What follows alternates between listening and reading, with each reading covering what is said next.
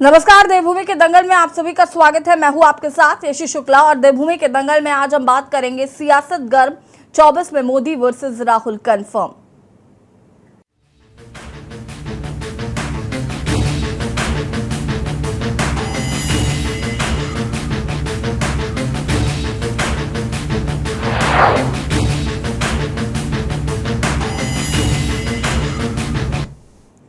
उत्तराखंड में अगले साल होने वाले लोकसभा चुनाव से पहले कांग्रेस ने राज्य में सितंबर से प्रस्तावित पदयात्रा के लिए तैयारी शुरू कर दी है।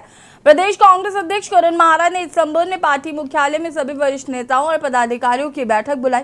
बैठक में पार्टी के तमाम वरिष्ठ नेता उपस्थित रहे। कांग्रेस इस पदयात्रा में घर घर जाकर अग्निपथ योजना के नुकसान लोगों को बताएगी। पदयात्रा में राहुल गांधी, प्रियंका गांधी समेत तमाम वरिष्ठ नेता उपस्थित रहेंगे। कांग्रेस ने भाजपा को चुनौती दी है कि यदि अग्निपथ योजना इतनी ही युवाओं और देश के हित में है तो भाजपा के नेता इसके फायदे बताएं। एक तरफ जहां कांग्रेस भाजपा को घेरने के लिए पदयात्रा निकालने जा रही है तो दूसरी ओर भाजपा विभाजन विभीषिका दिवस मनाएगी। भाजपा ने 14 अगस्त को प्रदेश में विभाजन विभीषिका दिवस मनाने की तैयारी शुरू कर दी है।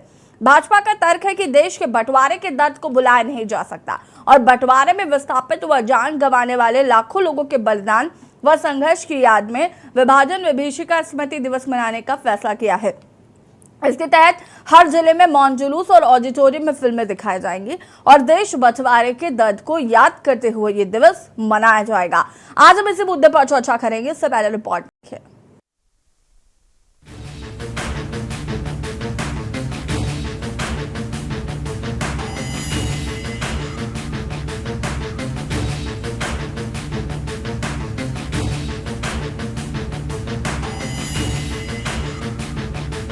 उत्तराखंड में अगले साल होने वाले लोकसभा चुनाव से पहले कांग्रेस ने राज्य से सितंबर से प्रस्तावित पदयात्रा के लिए तैयारी शुरू कर दी है। प्रदेश कांग्रेस अध्यक्ष करण माहरा ने इस संबंध में पार्टी मुख्यालय में सभी वरिष्ठ नेताओं और पदाधिकारियों की बैठक बुलाई। बैठक में पार्टी के तमाम वरिष्ठ नेता उपस्थित रहे। कांग्रेस इस पदयात्रा में घर घर जाकर अग्निपथ योजना के नुकसान लोगों को बताएगी। पदयात्रा में राहुल गांधी, प्रियंका गांधी समेत तमाम वरिष्ठ नेता उपस्थित रहेंगे। कांग्रेस ने भाजपा को चुनौती दी है कि यदि अग्निपथ योजना इतनी ही युवाओं और देश के हित में है तो भाजपा के नेता इसके फायदे बताएं। इसके साथ ही कांग्रेस इस पदयात्रा के सहारे स्थानीय मुद्दों को भी उठाएगी। कांग्रेस को पूरी उम्मीद है कि राहुल की भारत जोड़ो यात्रा की ही तरह इस पदयात्रा से भी कांग्रेस को लाभ मिलेगा। आज जो बैठक हो रही है वो तो यात्रा के परिप्रेक्ष्य में है। बाकी प्रदेश कांग्रेस कमेटी जो है जो दिशा निर्देश देगी उसके अनुरूप जो है कोई हमारे साथी कार्य करेंगे। मैं कौन होता हूँ सुझाव देने वाला। कांग्रेस की यात्रा निकलने की जो तैयारियां चल रही हैं और जिसमें ऐसा अनुमान है कि राहुल गांधी जी इसमें प्रतिभाग करेंगे, इसका नेतृत्व करेंगे। देखिए, इस पे आम आदमी पार्टी का ये कहना है कि यात्राएं निकाले, कांग्रेस का ये अपना आंतरिक मामला है, वो यात्राएं निकाले, कुछ करे, उनके अपने कार्यक्रम हैं। लेकिन हमारा इसमें सीधा ये स्पष्ट कहना है कि प्रदेश के अंदर, उत्तराखंड प्रदेश के अंदर जिस प्रकार से कांग्रेस के जो नेता हैं उनमें जो खींचतान है, जो दड़ेबाजी है, जो जिसे हम कह सकते हैं कि कहीं ना कहीं ऐसा देखने में आता है सिर्फ उठव्वल होती है, बयानबाजी होती है, अखबारबाजी होती है, उसको कहां तक राहुल गांधी जी रोक पाएंगे, ये एक बड़ा सवाल है। एक तरफ जहां कांग्रेस भाजपा को घेरने के लिए पदयात्रा निकालने जा रही है तो दूसरी ओर भाजपा विभाजन विभीषिका दिवस मनाएगी। भाजपा ने 14 अगस्त को प्रदेश में विभाजन विभीषिका दिवस मनाने की तैयारी शुरू कर दी है।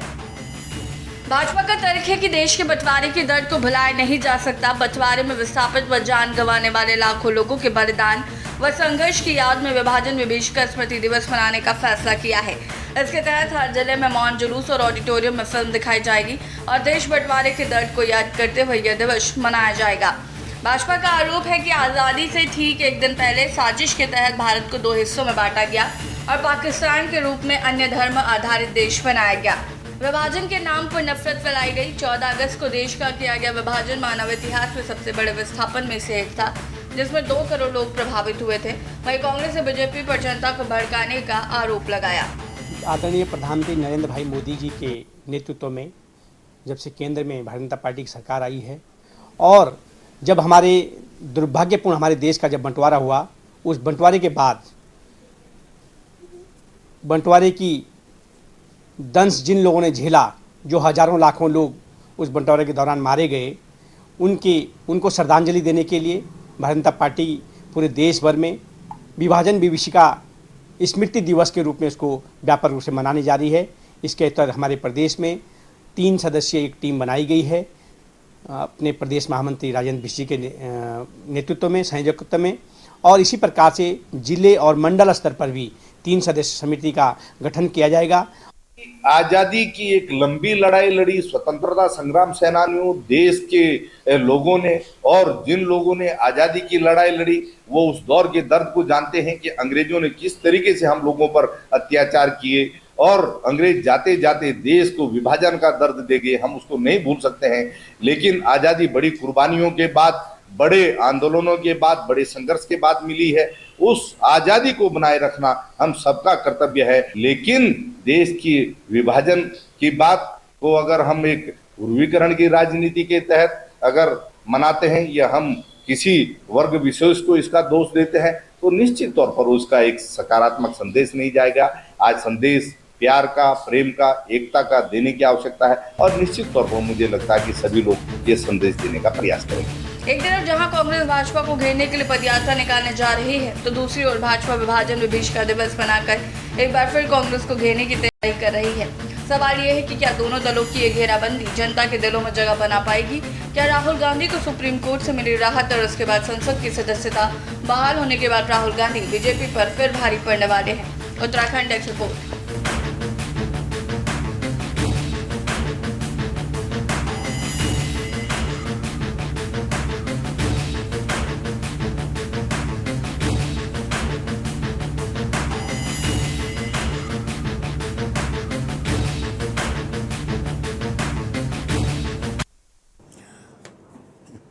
जी हाँ, तो एक और जहां पर राहुल गांधी की आज संसद में सदस्यता बहाल हुई और राहुल गांधी संसद पहुंचे, तो वही दूसरी तरफ उत्तराखंड कांग्रेस की तरफ से पदयात्रा का आह्वान किया जा रहा है। सिर्फ पदयात्रा में राहुल गांधी, प्रियंका गांधी शामिल होंगी और इस यात्रा के कई सियासी मायने हैं। 2024 का लोकसभा चुनाव नजदीक है, उसको लेकर कांग्रेस अपने आप को उत्तराखंड में मजबूत करना चाहती है और इसी कड़ी में राहुल गांधी भी उत्तराखंड पहुंचेंगे, प्रियंका गांधी भी उत्तराखंड पहुंचेंगी। अगर हम बात करें तो 14 अगस्त को विभाजन विभीषिका दिवस के तौर पर भारतीय जनता पार्टी बनाना चाहती है और विभाजन को याद करते हुए ये उत्सव के इसे मनाया जाएगा। साथ ही साथ उत्सव के रूप में तो नहीं, क्योंकि बहुत सारे लोगों की इसमें कहीं ना कहीं जिस तरीके से हमने देखा था कि कई लोगों के घर अलग अलग बंटवारे में चले गए या बहुत सारी चीज़ें उस दौरान देखने को मिली थी और उसको लेकर कहीं ना कहीं इसे मनाया जाएगा। अगर हम बात करें कांग्रेस की तरफ से, तो देखिए कांग्रेस में ये लगातार कहा जा रहा है कि उसमें गुटबाजी हो रही है और केंद्रीय नेतृत्व को इस ओर ध्यान देना चाहिए कि यहाँ पर जो गुटबाजियाँ हैं उसे कम किया जाए ताकि उत्तराखंड कांग्रेस जो है वो मजबूत हो सके। तो वही बीजेपी की अगर हम बात करें तो बीजेपी के भी अपने अलग अलग प्लान से बीजेपी लगातार जनसंपर्क अभियान चला रहे हैं, जन आंदोलन चला रही है, जहां पर सरकार द्वारा जो काम किए गए हैं उनको जन जन तक पहुंचाने की कवायद की जा रही है। 2024 का लोकसभा चुनाव जो है वो महत्वपूर्ण तो है ही और उसको लेकर तैयारियां भी जोरों शोरों पर चल रही हैं। हम इसी पर चर्चा करेंगे। संजीव वर्मा जी प्रदेश प्रवक्ता बीजेपी हमारे साथ जुड़ चुके हैं, आशीष नौटियाल जी प्रदेश प्रवक्ता कांग्रेस हमारे साथ जुड़ चुके हैं, संगीता शर्मा जी प्रदेश प्रवक्ता आम आदमी पार्टी से हमारे साथ जुड़ चुके हैं। आप सभी का बहुत बहुत स्वागत। सबसे पहले शुरुआत आशीष नौटियाल जी मैं आपसे करूंगी, क्योंकि आज राहुल गांधी संसद पहुंचे, उनकी सदस्यता को बहाल किया गया, एक अलग उत्साह, अलग खुशी जो है वो कांग्रेसियों में देखने को मिल रही है। इस पर भी रिएक्शन चाहूंगी। साथ ही साथ जो पदयात्रा का प्लान है कांग्रेस का, उसको लेकर भी क्या कुछ कहना चाहेंगे? देखिए मैडम, आज सत्य की जीत हुई है और झूठ की हार हुई। जिस तरीके से भारतीय जनता पार्टी ने पूरी कोशिश की थी कि राहुल गांधी जी को संसद से बाहर कर दिया जाए, हमें जो देश के लिए जो आदमी बोलता है, जो देश के लिए सोचता है, जो गरीबों की लड़ाई लड़ता है, उसको आदमी को ही संसद से बाहर कर दो, बोलने वाला कोई नहीं बचेगा। और जो आज फैसला आया, आप देखिए किस तरह का फैसला आया। क्या कहा जज ने पूछा कि क्या सजा 1 महीने कम की नहीं हो सकती थी? इसका मतलब सीधे सीधे है कि आपका मतलब सजा से नहीं था, आपका मतलब राहुल गांधी जी को संसद से बाहर करने का था और वही काम आप लोगों ने किया, जबकि सुप्रीम कोर्ट का फैसला एकदम सही आया है। आज दोबारा से राहुल गांधी जी गरीबों की आवाज उठाने के लिए संसद भवन के अंदर गए। इसके लिए मैं पूरे देशवासियों को बधाई देता हूं कि आज देश के अंदर आपकी आवाज उठाने वाला एक व्यक्ति जो दृढ़ता के आशीष साथ जी, बोलता लेकिन है। मुझे ये समझ में नहीं आ रहा, वो भी कोर्ट का फैसला था, ये भी कोर्ट का फैसला है, तो फिर वो बिल्कुल कोर्ट का मैडम, फैसला माने क्यों नहीं और ये फैसला माने क्यों? सुप्रीम कोर्ट ने सवाल पूछा है कि ऐसा क्यों हुआ, 1 साल 11 महीने की सजा क्यों नहीं दी गई? लेकिन सुप्रीम कोर्ट ने ये भी तो नहीं कहा कि आप 2 साल की सजा नहीं दे सकते थे। उन्होंने ये भी तो नहीं कहा, उन्होंने कहा कि ये सजा कम की जा सकती थी, लेकिन उन्होंने ये भी नहीं कहा कि 2 साल की सजा का कोई प्रावधान नहीं है। देखिए मैडम, सुप्रीम कोर्ट के जज हमारे कहने से कोई बात नहीं कहेंगे, उन्हें जो सही लगेगा वो कहेंगे। एक सोचनीय विषय है मैडम, आप खुद बताएं। और आप क्या ये 2 कहना साल चाहते हैं कि 24 महीने निचली अदालत और हाई कोर्ट हमारे कहने से काम करेगा? वो भी तो अपने ही सोच समझ के हिसाब से काम करेंगे ना। तो समझने वाले जो उसके समझ लिए सकते हैं वो उसके लिए समझे। बीजेपी सरकार इसके लिए जिम्मेदार हम- कैसे? इसके लिए हम कुछ नहीं कहेंगे, समझने वाले जो है उस बात को समझें। लेकिन सुप्रीम कोर्ट ने जो आज फैसला सुनाया और भारतीय जनता पार्टी की जो मंशा थी कि कांग्रेस पार्टी के अध्यक्ष, जो पूर्व अध्यक्ष है, उन्हें संसद भवन से बाहर निकाला जाए, वो मंशा में वो नाकामयाब हुए। आज वो भारतीय जनता पार्टी डरी हुई है इंडिया नाम के शब्द से कि इंडिया नाम के शब्द ही क्यों ले रहे हैं, इंडिया पे तो हमारा अधिकार हो गया। ये जिस तरह की बातें करते हैं भारतीय जनता पार्टी वाले, आज इंडिया नाम के सबसे डरे हुए हैं। और अब बताएं किस तरीके की ये लोग यात्रा निकालने की कोशिश कर रहे हैं कि भारत को तोड़ा कांग्रेस ने। अरे कांग्रेस ही तो पार्टी है जिसने देश आजाद कराया, कांग्रेस ही तो पार्टी है, इंदिरा गांधी तो वो है जिन्होंने भारत से बांग्लादेश को जिन्होंने पाकिस्तान से बांग्लादेश को अलग कराया। और आप बात कर रहे हैं कि हम लोग तोड़ने वाले हैं, हम लोग जोड़ने वाले हैं। तोड़ने वाले तो भारतीय जनता पार्टी वाले हैं जो आज भी देश को तोड़ने का काम कर रहे हैं। आप देखिए मणिपुर हिंसा की आग आज कहां तक फैल रही है, ये सिर्फ और सिर्फ भारतीय जनता पार्टी और डबल इंजन सरकार के अंदर ही काम हो रहा है। रही मैडम हमारी यात्रा की बात, हमारी यात्रा निश्चित निकलेगी और यात्रा में राहुल गांधी जी भी आएंगे, प्रिया गांधी जी भी आएंगी और हम जनता को बताएंगे, उत्तराखंड की जनता को, कि भारतीय जनता पार्टी ने 2 साल के अंदर क्या काम किया है और केंद्र में क्या काम किया है, किस तरीके से अग्निवीर योजना के अंतर्गत युवाओं को ठगने का काम कर रहे हैं। आप बताएं मैडम, 6 महीने की ट्रेनिंग देके बच्चों को आप बॉर्डर में हथियार चलाने के लिए भेज रहे हैं। आप बताएं उनकी जान के साथ खिलवाड़ कर रहे हैं कि नहीं कर रहे हैं। एक आप सिर्फ कंप्यूटर कोर्स करते हैं तो उसके लिए भी आपको 2, 3, 4 साल का समय चाहिए होता है, और आप हथियारों की ट्रेनिंग लेके एक बॉर्डर में बच्चों को भेजने की साजिश कर रहे हैं। हम उस अग्निवीर योजना की कमियां भी बताएंगे, हम जनता को ये भी बताएंगे कि उत्तराखंड के अंदर भारतीय जनता पार्टी द्वारा किस तरह अंकिता हत्याकांड किया गया और उस अंकिता हत्याकांड में किस तरह वीआईपी को बचाया जा रहा है। जनता को ये बात भी बताएंगे, विधानसभा घोटाला भी बताएंगे, और ये भी बताएंगे किस तरह से युवाओं ने जब रोजगार मांगा तो भारतीय जनता पार्टी वालों ने उन्हें डंडे मारने का काम किया। ये भी जनता के पास तक बताएंगे किस तरीके से जनता को गुमराह करने के लिए यूसीसी कानून की बात करते हैं, पर जब उत्तराखंड भू कानून मांगता है तो भू कानून की आप बात नहीं करते। उत्तराखंड के युवाओं के लिए रोजगार की बात नहीं करते। उत्तराखंड के अंदर आज आपने जो बोर्ड लगाए हैं 2 साल बेमिसाल, किस बात के बेमिसाल? ठीक है युवा आपसे- आशीष जी, मैं वापस आऊंगी, इस पर विस्तार से हम चर्चा करेंगे। संगीता जी, जी अच्छी जी, एक और जहाँ पर उत्तराखंड की ये जो पदयात्रा है कांग्रेस की, और मुझे लगता है अब तो चूंकि गठबंधन का साथ है तो आप भी उसी में सम्मिलित हैं, और अगर हम बात करें तो ये पदयात्रा से कितनी उम्मीदें हैं, पदयात्रा का कितना असर है, साथ ही साथ ये जो विभाजन विभीषिका दिवस के तौर पर भारतीय जनता पार्टी मनाना चाहती है, इस पर भी आपकी प्रतिक्रिया चाहूंगे। देखिए अच्छी जी, बीजेपी ने कभी भी जोड़ने का काम नहीं किया। बीजेपी एक ऐसी पार्टी है जो वोट डालो और राजनीति करो, जो अंग्रेज करते आए और अंग्रेजों ने भारत को इतने साल तक गुलाम बना करके रखा। और जब आज हमारा देश स्वतंत्र है तो हम इस बात की खुशी मनाएं कि देश स्वतंत्र हुआ और आज हम स्वतंत्र हुए देश में सांस ले रहे हैं, या ये बताया जाए कि विभाजन करके टुकड़े टुकड़े किस तरह हुए, और जो आज की युवा पीढ़ी है उसे अच्छी बातें बताने के बजाय एक नकारात्मकता दी जाए। तो इन दोनों ही बातों में बहुत फर्क है। और देखिए जो विभाजन हुआ, अगर आज भी हम कश्मीरी पंडितों की बात करें या जो है, तो उन्होंने बीजेपी ने आज तक उनके लिए क्या किया?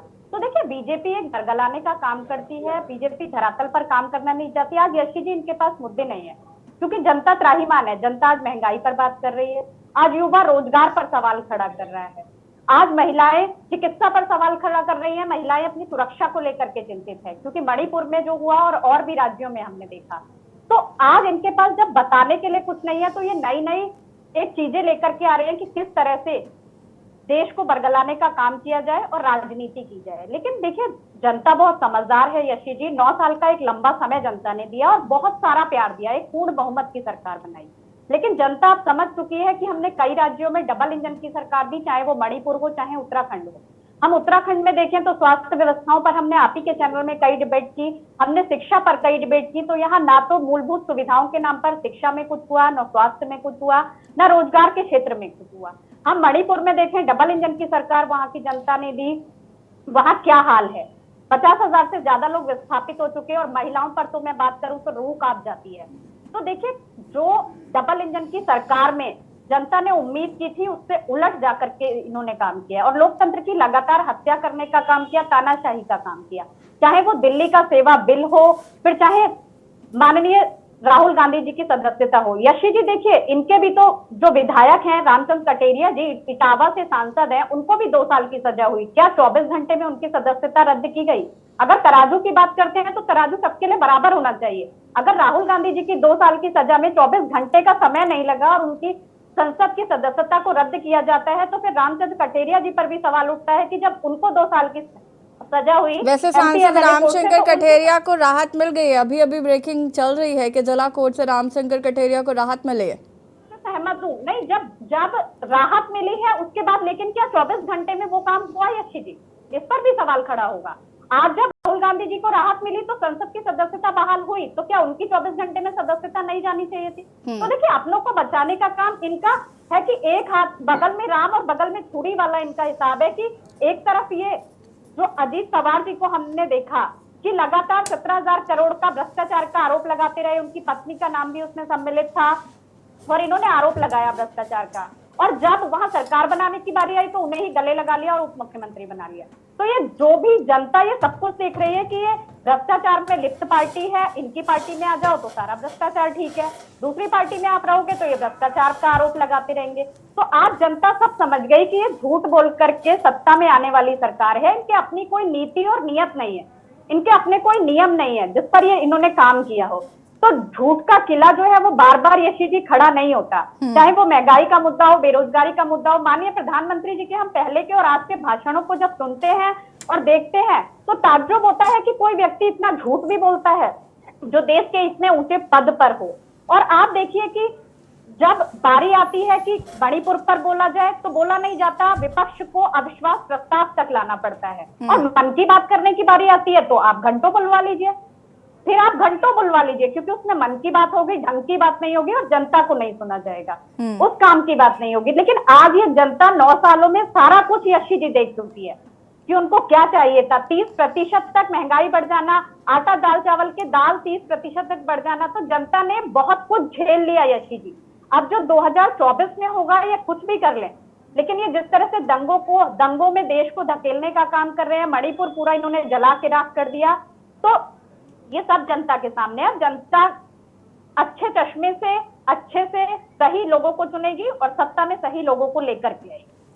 ठीक है, अरुण शर्मा जी भी हमारे साथ जुड़ चुके हैं, वरिष्ठ पत्रकार है। बहुत बहुत स्वागत है अरुण जी आपका। आपका रुख करेंगे, लेकिन उससे पहले संजीव जी का रुख कर लेते हैं। संजीव जी, क्या कुछ कहना चाहते हैं? भाई, विपक्ष के पास बड़े मुद्दे हैं, चाहे वो उत्तराखंड में भू कानून को लेकर हो, स्थायी राजधानी को लेकर हो, पलायन को लेकर हो, भू माफियाओं को लेकर हो, खनन माफियाओं को लेकर हो, या फिर यहाँ पर जो स्वास्थ्य को लेकर, शिक्षा को लेकर, नेटवर्किंग को लेकर, पहाड़ की जवानी, पहाड़ के काम नहीं आ रही, ये तमाम मुद्दे अभी भी उत्तराखंड में जस के तस हैं और विपक्ष इनको भुनाने में लगा हुआ है।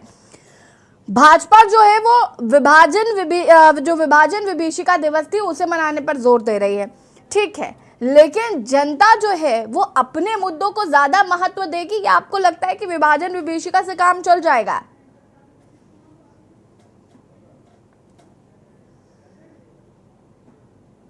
अनम्यूट कीजिएगा।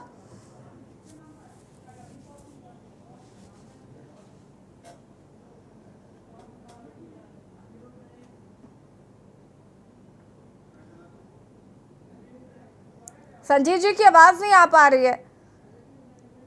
संजीव जी अनम्यूट कीजिए एक बार फिर से प्लीज।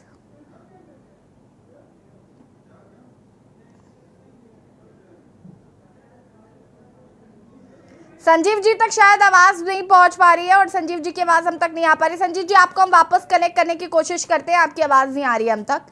अरुण शर्मा जी, एक और जहां पर भारतीय जनता पार्टी विभाजन विभीषिका दिवस मनाने जा रही है, तो वहीं दूसरी तरफ कांग्रेस पदयात्रा निकालने जा रही है। भारत जोड़ो यात्रा की अपार सफलता के बाद ये पदयात्रा, ये कितना इफेक्ट करेगी कांग्रेस में, उत्तराखंड में, और उत्तराखंड की कांग्रेस के लिए ये कितनी ज्यादा फायदेमंद साबित हो सकती है, मैं ये समझना चाहूंगी।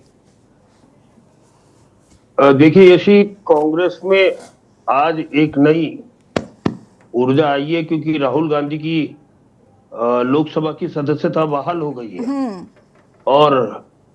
और निश्चित तौर पर देखिए, हम उस टाइम भी डिबेट में थे जब भारत जोड़ो यात्रा चल रही थी, और तमाम लोग, खासकर कांग्रेस के हमारे बंधु, ये आरोप लगाते थे यहाँ बैठ के कि मीडिया उनको प्रॉपर अटेंशन नहीं दे रहा है, प्रॉपर कवरेज नहीं दे रहा है। तो ठीक है संजीव जी, आपकी आवाज आ रही है, वापस आएंगे आपके पास। अरुण जी, लेकिन देखिए सीधी सी बात है, जनता से जुड़े हुए जो भी चीजें होंगी उनका एक फर्क पड़ता है।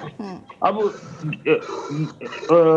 जैसे भारतीय जनता पार्टी विभाजन विभीषिका दिवस मनाएगी, लेकिन अब वो विभाजन विभीषिका दिवस मुझे लगता आउटडेटेड हो गया मामला, क्योंकि बहुत सारी चीजें चली गई। देखिए कहीं ना कहीं ये देश के 65% से ज्यादा जो मतदाता हैं वो युवा हैं, और कहीं ना कहीं उनसे जुड़ते हुए मामलों को अगर लेकर मैदान में उतरा जाए तो वो ज्यादा बेहतर होगा पॉलिटिकल पार्टियों के लिए।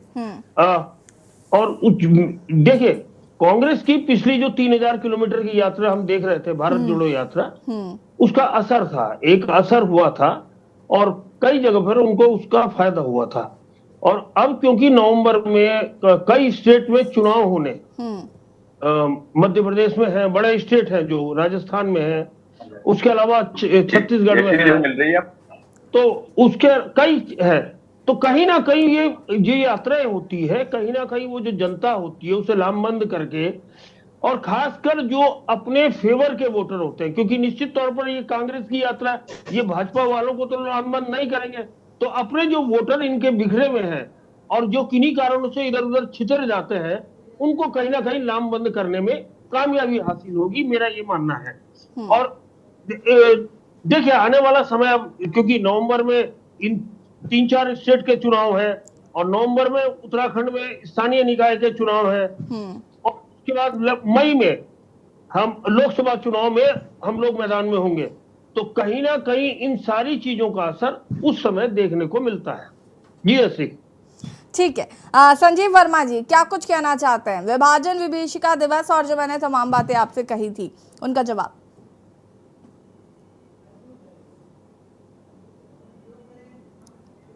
संजीव जी सुन पा रहे हैं आप?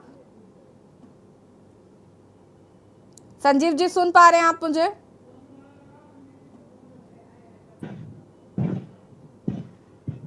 संजीव जी आवाज मिल रही है? जी जी जी, अपनी बात को पूरा करें आप। आवाज मिल रही है जी? जी संजीव जी, अपनी बात को पूरा करिए आप। आवाज नहीं मिल रही है आपकी। और देवभूमि के दंगल में आज हम बात करें एक और जहां पर कांग्रेस पदयात्रा निकालने जा रही है, तो वहीं दूसरी ओर उत्तराखंड बीजेपी जो है वो यहाँ पर विभाजन विभीषिका दिवस 14 अगस्त को मनाने जा रही है। दोनों ही 2024 के लोकसभा चुनावों के लिए तैयारियों में लग चुके हैं, तैयारियां जो है वो की जा रही हैं। चर्चा आज हम इसी पर कर रहे हैं। आशीष नौटियाल जी का मैं यहाँ पर रुख करना चाहूंगी। आशीष जी, भारतीय जनता पार्टी की जो विभाजन विभीषिका दिवस जो मनाने की बात कही जा रही है, उसको लेकर क्या कहना चाहेंगे, क्योंकि कहीं ना कहीं बीजेपी इस मुद्दे को भुनाना चाहती है। हम इसका जवाब आपसे लेंगे, लेकिन इससे पहले आपको इटावा से इसी बीच बड़ी खबर बता देते हैं। बीजेपी सांसद रामशंकर कठेरिया को मिली राहत। जिला जज न्यायालय आगरा से मिली बड़ी राहत। टोरेंट ऑफिस में तोड़फोड़ मामले में था केस, कोर्ट ने सजा के आदेश पर रोक लगा दी है। बता दें आपको कि मामले में 2011 में मुकदमा दर्ज किया गया था। एमपी एमएलए कोर्ट में हुई सुनवाई। आदेश के खिलाफ सांसद ने की थी अपील। सजा पर रोक से कार्यकर्ताओं में खुशी। बीजेपी सांसद रामशंकर कठेरिया को बड़ी राहत। जिला जज न्यायालय आगरा से मिली बड़ी राहत। इटावा से खबर आपको बता रहे हैं, बीजेपी सांसद रामशंकर कठेरिया को मिली बड़ी राहत। कठेरिया की 2 साल की सजा पर रोक लगा दी गई है। एमपी एमएलए कोर्ट ने सजा पर लगाई है रोक। एमपी एमएलए कोर्ट ने सुनाई थी 2 साल की सजा और आदेश के खिलाफ सांसद ने की थी अपील।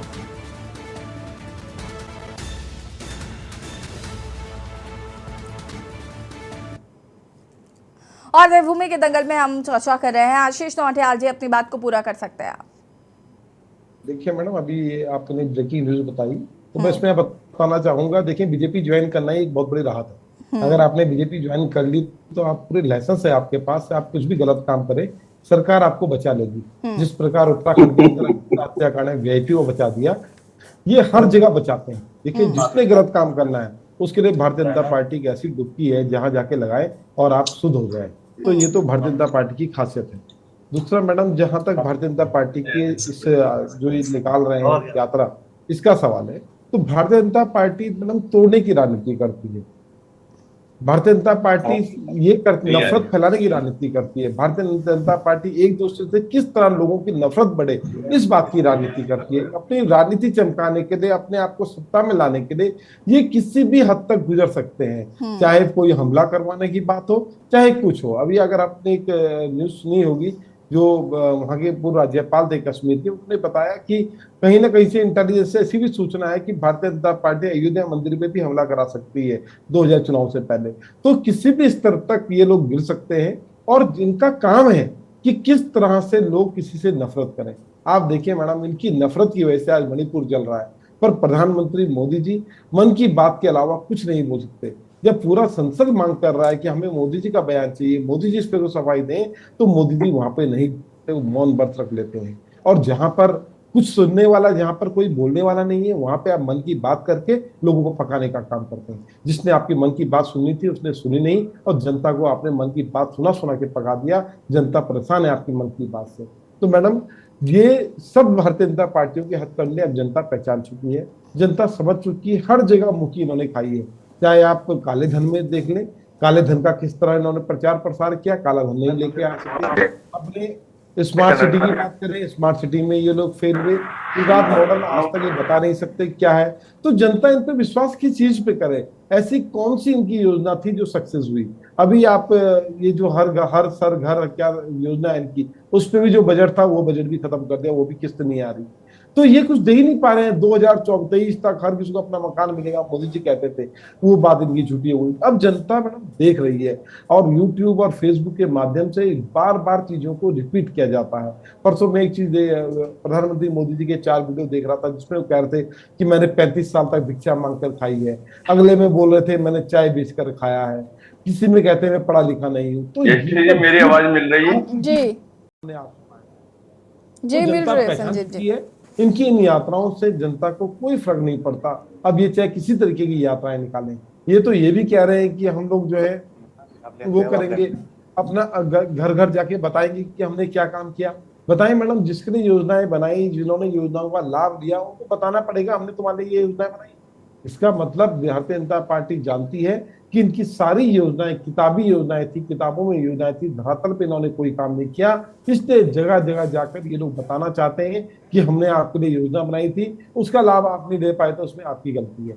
जिस तरह आज बाजारों के अंदर बड़े बड़े। आशीष जी, मैं वापस आऊंगी। अनिल थपलियाल जी वरिष्ठ यूकेडी नेता भी हमारे साथ जुड़ चुके हैं, आपका भी बहुत बहुत स्वागत है। संजीव जी, अपनी बात को पूरा करें आप। संजीव जी, अनम्यूट कीजिएगा। आवाज मिल रही है मेरी? हाँ जी, हाँ जी, हाँ जी, आपको आ रही है? जी जी, अब आ रही है। यशी जी, यार दरवाजे बंद करो। यशी जी, देखिए, जब कांग्रेस पार्टी चुनाव जीते तो लोकतंत्र की जीत, चुनाव हारे तो ईवीएम का ऊपर ठीकरा फोड़ना, ईवीएम खराब।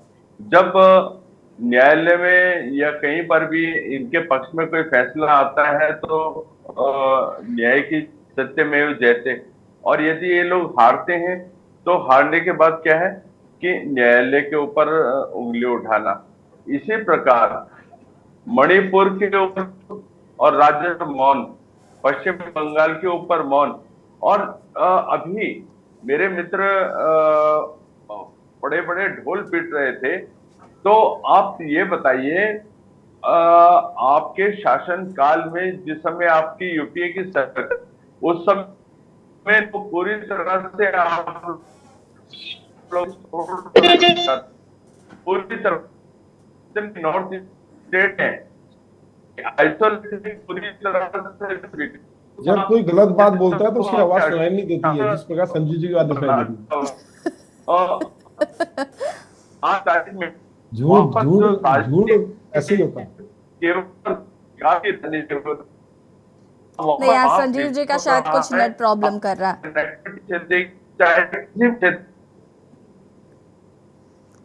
संजीव जी को फोन लाइन पे जोड़िए प्लीज। संजीव जी आपकी आवाज हम तक नहीं आ पा रही, आपका नेट इशू बहुत ज्यादा है।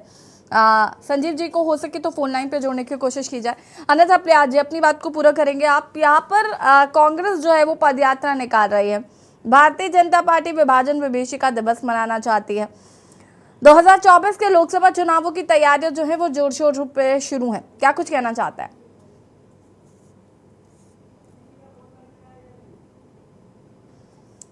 अनिल थपलियाल जी अब अनम्यूट कीजिएगा।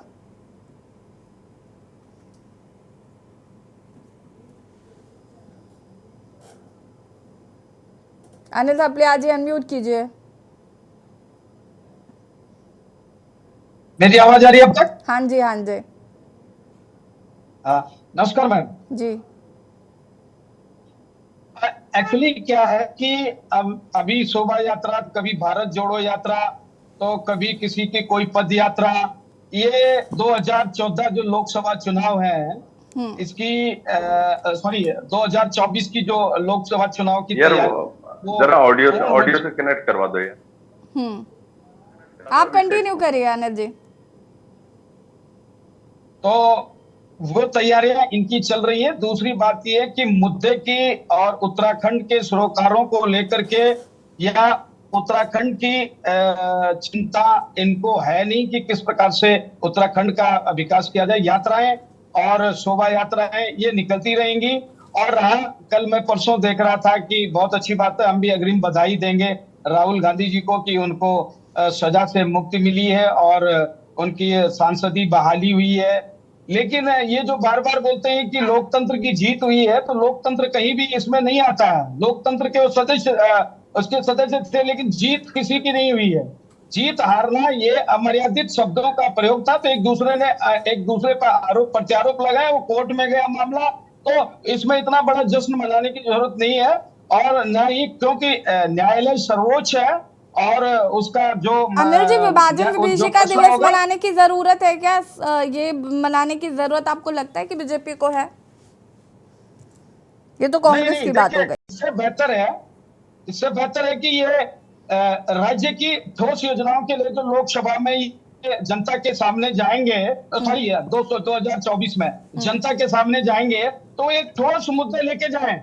हम करेंगे क्या? अब इनके पास कुछ करने के लिए है ही नहीं, चाहे वो पूर्व सरकार हो चाहे वर्तमान सरकार हो। अभी आपने देखा होगा बीच में क्या हालत हो चुकी है प्रदेश की। ऐसे संकट में घिरा हुआ प्रदेश, अब जाकर के इनको सुध आई है कि हमें ऋण लेना है। वो लोन लिया है, लोन लेकर के आप पहले ही कर्जे में डूबा हुआ है उत्तराखंड। उस कर्जे को तो आप दे नहीं पाए, उसके बाद आप और कर्जा लेके आ गए। अब एक बच्चा जब जन्म लेगा तो 1 लाख पे पहले था, अब 1.5 लाख से ऊपर वो कैलकुलेशन करे तो जा रहा है कर्जे में। कुल मिला के ये है कि अगर ऋण लेकर के सरकार को राज्य का विकास करना है, और जो पूर्व में लिया गया उसको तारने के लिए, उसको निकालने के लिए, और सरकार में कोई रिसोर्स, इनके पास कोई सोर्सेज नहीं है, कोई रिसोर्सेज नहीं है अर्निंग के। इनके पास केवल एक्सपेंसेस के रास्ते हैं, अर्निंग के कोई रास्ते नहीं है। तो 2024 का जो निर्णय लेगी वो जनता लेगी, चाहे किसी को बरी करे कोर्ट, चाहे ये पथ यात्रा निकाले, रथ यात्रा निकाले, भारत जोड़ो यात्रा निकाले, भारत आंदोलन जोड़ो यात्रा निकाले, कोई भी यात्रा निकाले, लेकिन 2024 का फैसला जनता के हाथ में है, जनता देगी। और एक क्षेत्रीय दल का सदस्य होने के नाते मैं ये कहूंगा कि यूकेडी हमेशा जनता के हित में रहा, जनता के मुद्दों के लिए लड़ा है।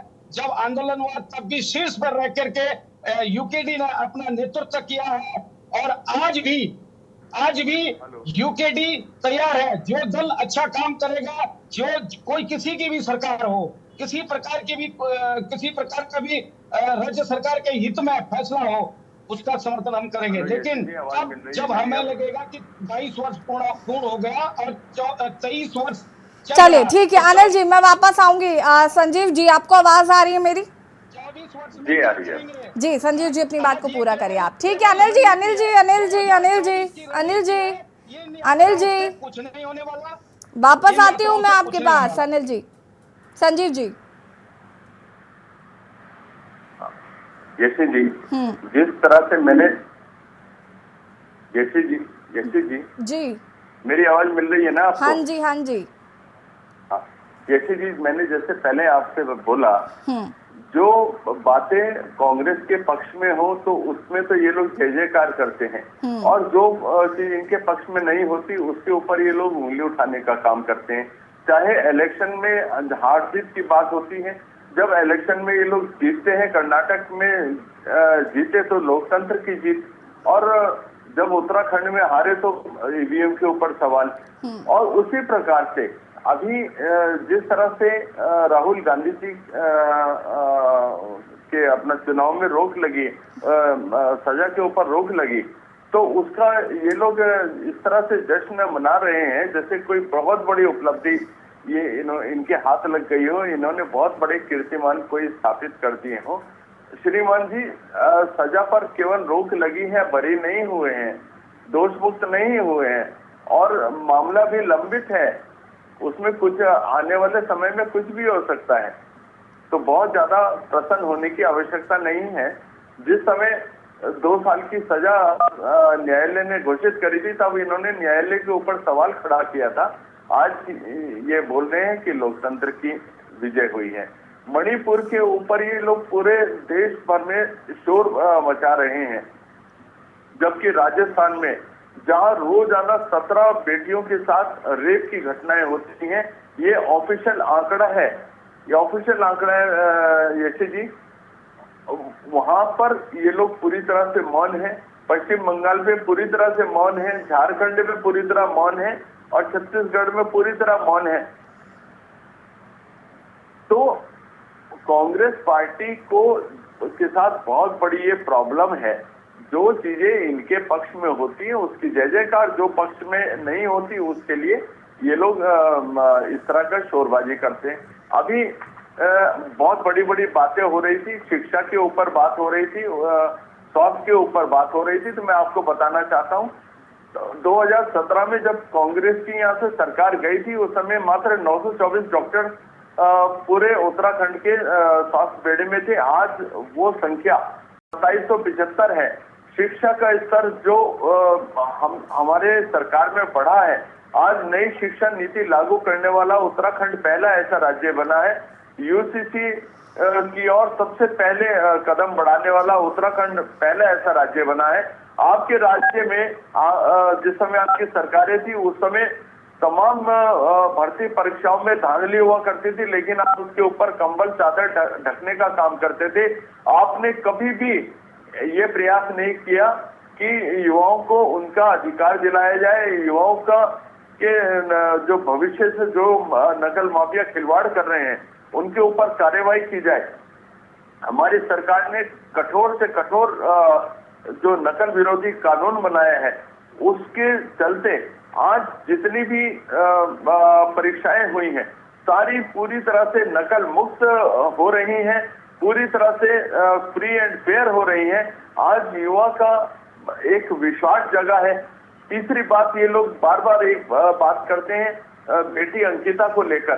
तो यशी जी, मैं आपसे बताना चाहता हूँ, बेटी अंकिता को न्याय दिलाने की दिशा में सबसे पहले जो हम लोगों ने कार्यवाही करी, मात्र 24 घंटे के भीतर उसके जो 3 आरोपी थे, तीनों को जेल की सलाखों के पीछे भेजने का काम हमने किया। उनकी तमाम संपत्तियों को कुर्क करने का काम हमने किया। उन पर गैंगस्टर लगाने का काम हमने किया। और बात रही युवाओं को रोजगार की, बात रही युवाओं के रोजगार की, तो स्वरोजगार की सबसे ज्यादा योजनाएं हमारी सरकार में लागू हुई हैं। चाहे आप होम स्टे की योजनाएं देखें, चाहे जैविक खेती की देखें, चाहे सोलर की देखें, चाहे हॉर्टिकल्चर की देखें, संजीव चाहे जी, पॉली ये जो हाउसेस की बातें देखें, आप चाहे मुझे डेयरी बता रहे फार्मिंग हैं की ना, देखें। ये इसका बखान तो आप जैसे भी करते ही रहते हैं और ये सारी चीजें हमें मालूम है, लेकिन विपक्ष तो उन्हीं मुद्दों को उठाएगा ना जो आपने नहीं किए। आपने भू कानून को सख्त नहीं किया। एक सेकंड रुकिए, एक सेकंड। आपने स्मार्ट सिटी का क्या हाल है? स्मार्ट सिटी को लेकर तो कितने सवाल उठते हैं आए दिन। जैसी जी गलत बात, मैं अपनी बात जो हम लोग धरातल पे काम कर रहे हैं आप उनको नहीं सुनेंगी। आप विपक्ष के जो अनर्गल आरोप हैं उनको आप तवज्जो देंगी, ये तो सही नहीं हुआ ना। संजीव जी, भू कानून आपको अनर्गल आरोप लगता है? मुझे बताइए जरा। पलायन का मुद्दा आपको अनर्गल बातें लगती है? बताइए जरा। स्थायी राजधानी, एक सेकंड, स्थायी राजधानी का मुद्दा आपको अनर्गल बयानबाजी लगता है? यशी जी देखिए, पलायन को रोकने की दिशा में जो होम स्टे योजना है हमारी, पलायन को रोकने की दिशा में बहुत कारगर साबित हुई है। जो जैविक खेती, सोलर खेती, जो सोलर प्लांट्स हम लोग लगा रहे हैं, ये सभी पलायन को रोकने की दिशा में आशीष जी, इसके बाद मैं अन्य थपलियाल जी आपके पास आती हूँ। आशीष जी फटाफट अपनी बात को पूरा करेगा। बिल्कुल मैडम, बिल्कुल। अभी संजीव भाई ने बहुत मैंने जितनी आपको योजना बताई, ये सारी, लेकिन अंकिता हत्याकांड में ये बात बताना भूल गए कि सबसे पहले मिटाने का जो काम किया वो भारतीय जनता पार्टी ने किया। उनके उस जगह पर आग लगाई आपने, ये आपने नहीं बताया। ये दो भी तो उपलब्धि आपकी थी। जब इतनी बातें आपने बता दी तो ये भी बताना चाहिए था आपको कि हमने बुलडोजर चलाया, उस जगह पे सबूत मिटाए, हमने उस जगह पे आग लगाई और सबूत मिटाए। ये बात भी आपको बतानी चाहिए थी। आपका महिला मंडल संगठन जो है आज सड़कों में निकल के बाहर आ रहा है इतने सालों बाद। क्या एक बेटी के न्याय के लिए नहीं आ सकता? क्यों नहीं आया? क्योंकि उन्हें पता था इसके पीछे जो वीआईपी है जनता पार्टी का कोई बड़ा नेता है। इसलिए आज एक बेटी की फिक्र न करते हुए अपनी राजनीति के लिए भारतीय जनता पार्टी की महिलाएं सड़कों पर निकलने को तैयार नहीं है। कैसी बात कर रहे संजीव भाई? एक इंसानियत भी कोई चीज है। आज आप बताएं, आपने कृषि बिल बनाया, आपने कृषि बिल बनाया और फिर उसको हटाया। आपको उसको बनाना था कि उसको हटाना था? आप इस बात को क्यों नहीं करते जनता के सामने? चलिए आशीष जी और संजीव जी रुकिएगा। आशीष जी और संजीव जी, आशीष जी और संजीव जी रुकिएगा। अन्य थपलियाल जी। यशी जी, मेरा कहना ये है कि इनके पास किसी भी सरकार, किसी भी दल के पास जिस सरकार बनी हो, उनके पास 3 चुनौतियां हमेशा रही हैं, जो कि मैं प्रत्येक एक डिबेट में कहा। अभी संजीव जी ने कहा है, बीजेपी के संजीव जी रुकिए जरा, अपने पलायन पे अंकुश लगाया, ये भी बताना चाहिए। संजीव जी रुकेंगे जरा आप प्लीज। अन्य थपलियाल जी,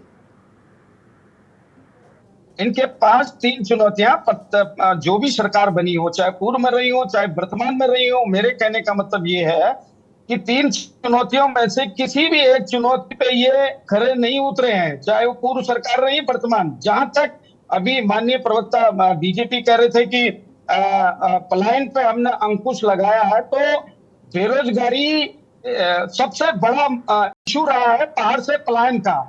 और पलायन एक ऐसा मुद्दा है इनके पास, पलायन, आपदा और शिक्षा स्वास्थ्य को लेकर के, जो अभी तक पूर्ण रूप से दुरुस्त नहीं हुआ है।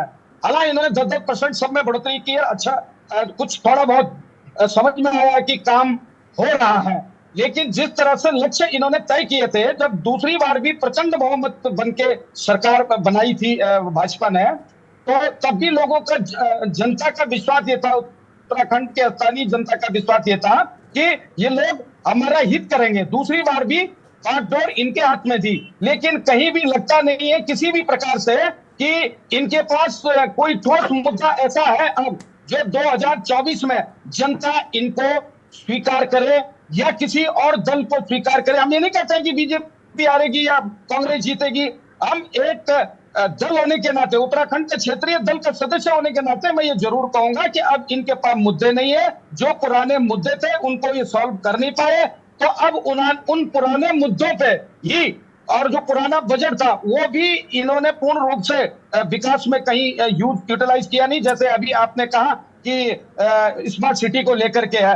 तो स्मार्ट सिटी तो भगवान मान लीजिए, स्मार्ट सिटी का तो सारी तस्वीरें, सारी पिक्चर सामने है। संजीव जी कांग्रेस पार्टी नहीं है, यूकेडी है, यूकेडी है ये। अनिल थपलियाल जी एक second, Anil Thapliyal ji wait a minute. Sanjeev ji पहली बात तो ये कांग्रेस पार्टी नहीं, यूकेडी के प्रवक्ता बोल रहे थे। मैं वापस आऊंगी आपके पास और संगीता जी अपनी बात को पूरा करिएगा फटाफट, उसके बाद वरिष्ठ पत्रकार जी आपका रुख करती हूँ मैं। अनम्यूट कीजिएगा संगीता जी। यशी जी देखिए, चाहे उत्तराखंड में पलायन का मुद्दा रहा हो, बेरोजगारी का मुद्दा रहा हो, शिक्षा, स्वास्थ्य, एक स्थायी राजधानी, इन सभी जगह भाजपा की डबल इंजन सरकार फेल रही। जबकि जनता को उम्मीदें थी कि डबल इंजन सरकार है तो हमें एक स्थायी राजधानी भी मिलेगी, पलायन भी रुकेगा, रोजगार भी मिलेगा। लेकिन जनता ने ये जो बुनियादी मुद्दे हैं और इसको लेकर के सरकार फेल रही है। तो और अभी संजीव भाई इन सबको अनर्गल मुद्दे बता रहे हैं। तो देखिए, इनके लिए तो केवल आपस में लड़वाना और खनन माफिया, भू माफिया, इनके लिए काम करना, यही असल मुद्दे होंगे। लेकिन जनता के लिए जो मुद्दे हैं वो उनके लिए उनकी आम जरूरत है, जो वो आज महंगाई भी झेल रही है। तो देखिए, आज 2024 का जब चुनाव होगा यशी जी, तो जो युवाओं के मुद्दे हैं, महिलाओं के मुद्दे हैं, उन सबको लेकर के होगा। और 9 सालों में डबल इंजन की सरकार ने क्या काम किया है वो सब देखे जाएंगे। इनके सांसद आज कहाँ नदारत, तो देखिए जनता सारे सवाल पूछेगी। तो 2024 का जब चुनाव होगा तो इन मुद्दों पर अब नहीं देखेंगे, सारे बरसात में टूट जाती है, सर्दी में टूट जाती है,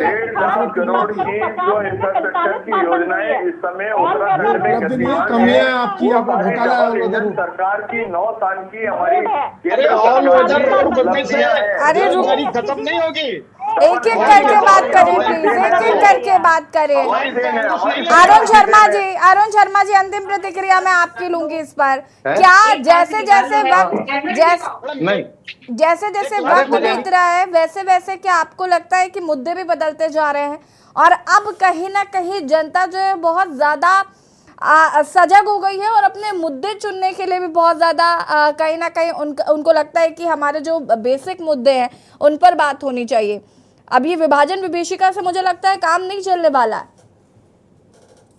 देखिए यशी जी, उत्तराखंड की जनता वैसे ही बहुत जागरूक है। ये 5 साल चुपचाप रहती है और जब चुनाव आता है तो खेल कर जाती है।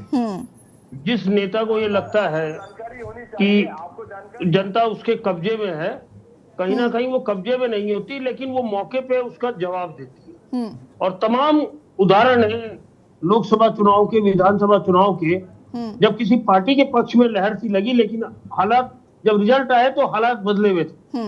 देखिए, ये निश्चित तौर पर ये तो मानना पड़ेगा कि पलायन है, बेरोजगारी है, महंगाई है, सड़कें हैं, पानी है, बिजली है, शिक्षा है, स्वास्थ्य, ये बड़े मुद्दे तो हैं और जगह जगह के हिसाब से ये मुद्दे बदल जाते हैं। अब किसी जगह पे स्वास्थ्य बड़ा मुद्दा हो सकता है, किसी जगह पे सड़क बड़ा मुद्दा हो सकता है, किसी जगह पे पानी बड़ा मुद्दा हो सकता है। तो ये देखिए जगह जगह के हिसाब से मुद्दे बदल, लेकिन एक कॉमन फैक्टर तो है कि पलायन हुआ है।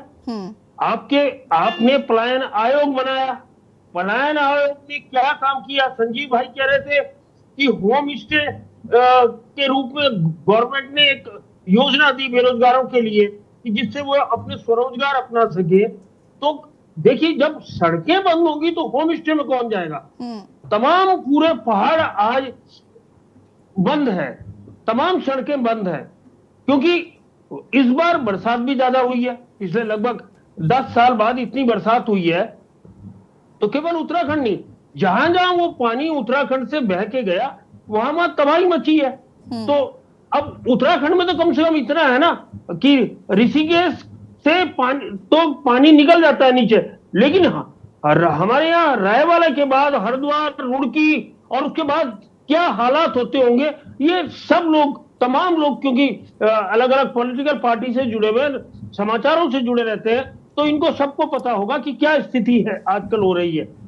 तमाम जगह हालात अच्छे नहीं है और हमारे यहाँ इसलिए है कि हमारे यहाँ क्योंकि पहाड़ कच्चे हैं और जब ज्यादा बारिश होती है तो मिट्टी धंस जाती है और पहाड़ टूट जाते हैं और उस वजह से लगातार नुकसान झेलना पड़ रहा है। देखिए, अब क्योंकि चुनाव आ रहे हैं, इसलिए विपक्ष तो नए नए मुद्दों को तलाश करेगा ही करेगा, लेकिन भारतीय जनता पार्टी कितनी मुस्तैदी से उन मुद्दों को हल करती है या उन मुद्दों का समाधान जनता को देती है, इस पर बहुत कुछ भविष्य निर्भर करेगा आने वाले दिनों में।